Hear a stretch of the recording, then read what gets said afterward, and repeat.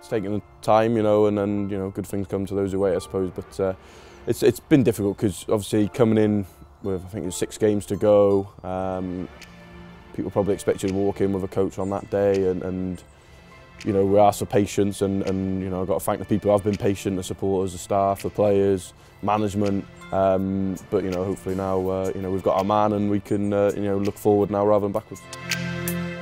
It's very much when you're looking for to sign new players. You know, you watch players over a number of months, years, weeks, and come to a player which you believe fits your profile for your club. And I don't see that any different with coaches. And you know, it's a process that this club has done previously. I've obviously done previously, and you know, it kept coming back to sort of Daniel and his way of working. Yeah, it was a long process, and it was a thorough process, and there was lots of meetings, lots of getting to know people, lots of research, lots of background checks, because again, we have to get this right. We couldn't rush this and get it wrong. It's a brave decision for Daniel as well. People will look at our decision and talk about it being a brave decision for Norwich City, which it is. It's just as brave a decision for Daniel. He could have stayed in his comfort zone at Dortmund. He could have gone to another German club where it's his first language, and he knows all the players and the culture. And he's come away from that, and I think, you know, for everyone it's a brave decision. What we have to make sure we do as a club is support some of the challenges which are facing English football, and the leagues and the weather and all the things which come around it. And that's why it'd be important that, you know, the staff will be predominantly English or British and will be very experienced at this level.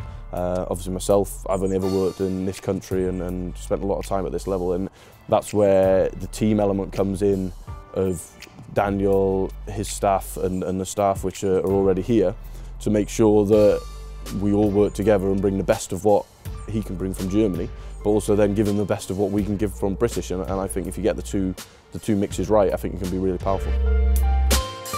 For our club, we've taken a chance and a risk, but it's a very calculated one. It's one we've done a lot of research into. It's within a method that I've personally worked with before. So no one's coming in this with their eyes closed. You know, everyone's got their eyes wide open as to some of the challenges that we'll face. But then we would have faced challenges if we would have brought in a different, let's say, type of person, someone very experienced at this level. You know, so it's a risk, but it's, you know, it's a risk that I felt, you know, maybe we needed to take, and I'm sure we'll prove that it was worth taking. We don't need to talk about his coaching ability. That speaks for itself. You know, to go into that Dortmund team and take them from 15th to 4th in the league in the same season, finished 2nd last year, I think, and only lost 3 games.